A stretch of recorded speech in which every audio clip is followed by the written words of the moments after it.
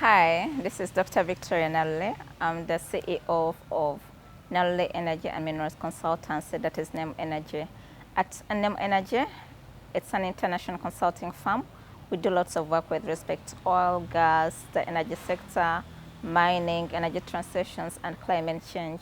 So you can involve us in tailored research, executive training, and also other issues concerning oil and gas. So in today's video, I want to respond to a very simple question, and that is, what does the energy transition mean? So the energy transition, in recent years, it has become a global topic, but what does it mean in reality? So simply put, there's no agreed definition of what the energy transition means, but it's understood as a shift from fossil fuels to renewable energy.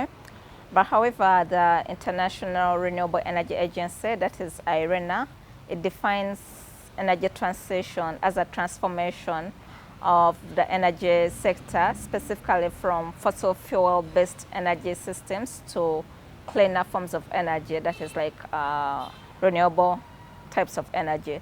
So in a sense, with the energy transition, we understand it's the shift from fossil fuels, and fossil fuels include oil, gas, and coal, to renewable energy. Now, why is the energy transition important? First, the UN SDG 13 is focused on climate action, and data shows, or reliable data shows, that over 60% of the greenhouse gas emissions are from fossil fuels, specifically oil and gas, the burning of oil and gas. So that's why the energy transition is becoming very important, because it's one of the ways to address climate change. It's not the only way, but it's one of the ways. Now, having understood what the energy transition means, what should be considered in this energy transition, or when we're talking about energy transition, we need to consider the geography, implying that we need to take into consideration the geographies of energy transition by understanding that different countries face different energy challenges.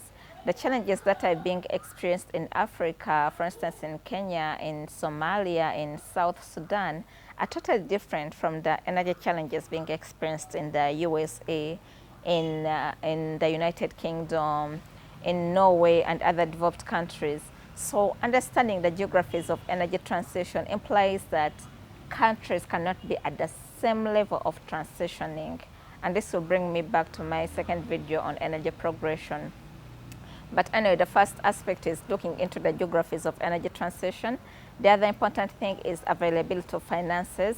Do the countries really have the finances to transition to a low carbon economy?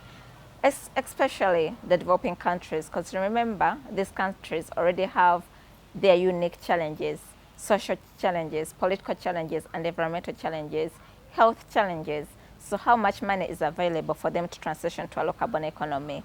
Can they afford that money by themselves, or are they still going to borrow and go into debts in order to transition to a low carbon economy? And then the other aspects, when you're talking about the energy transition, what you need to take into consideration is the availability of energy resources. So if you want to transition from one energy use to another, do you have the available resources? And if those resources are available, are there investments to ensure that the resources are enough for people to transition to that low carbon economy? Or we just need to shift from one energy resource and then go into energy poverty?